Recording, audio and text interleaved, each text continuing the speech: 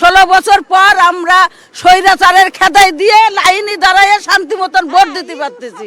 এরকম এরকম ভোট কোনো সময় আমরা 17 বছরও দিইনি, এই প্রথম ভোট দেওয়ার সুযোগ পাইনি, এবার আমরা সুযোগ পেয়েছি ভোট দেওয়ার জন্য, এই জন্য আমরা খুব খুশি।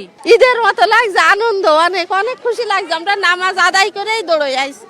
পেছনে কিন্তু দীর্ঘ সারি দেখতেই পাচ্ছেন। আমরা এই মুহূর্তে রয়েছি যশোর 3-এ যশোর জিলা স্কুলের সামনে। একটু দেখাতে চাই এই আসনেও শুধু নয়, সারা বাংলাদেশে যে উৎসব, যে উৎসবের রঙিন আলোর আলোক ছটায় আলোকিত চারিপাশ, এবং আরও আমরা এখানে এসেছি প্রায় মিনিট 20, কিন্তু সেই লাইন দীর্ঘ থেকে দীর্ঘতর হচ্ছে। এই প্রজন্মের অনেকেই হয়তো জানে না ভোট গ্রহণের সেই উৎসব, এবং সেই উৎসবের সব বয়সী মানুষকে ছুঁয়ে গেছে।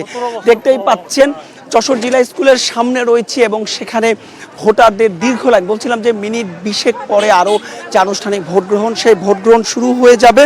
একটু দেখাতে যে আসলে বাইরের চিত্র, লম্বা সারি যশোরের এই 3 আসনে মোট যেটা জাতীয় সংসদীয় আসন 87টি, এবং এখানে মোট ভোটার 6,13,000। আমরা নিশ্চয়ই সে আপডেট তো জানাবোই।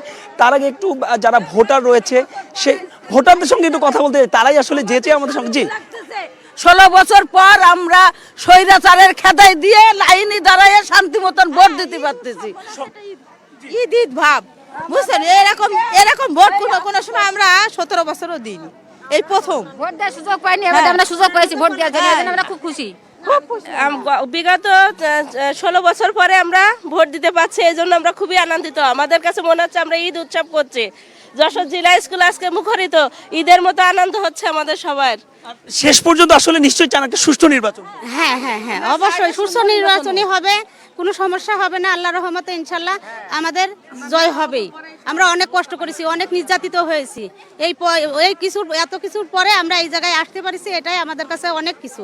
আজকে আমরা ঈদের দিন পালন করতেছি, অনেক খুশি, অনেক খুশি। ধন্যবাদ। দর্শক আসলে যেটা বলছিলেন, আসলে আমরা নারী ভোটারদের কেন্দ্রেই রয়েছি।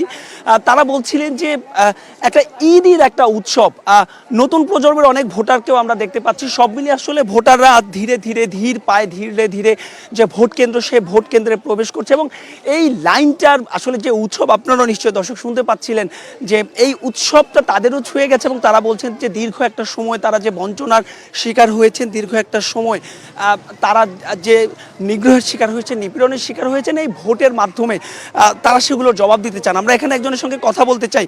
দীর্ঘ একটা সময় পরে ভোট দিচ্ছেন, কেমন লাগছে আসলে সকাল সকাল লাইনে দাঁড়িয়েছে? ঈদ ঈদ লাগছে, ঈদের মতো লাগছে, আনন্দ অনেক অনেক খুশি লাগছে। আমরা নামাজ আদায় করেই দৌড়ে আইছি।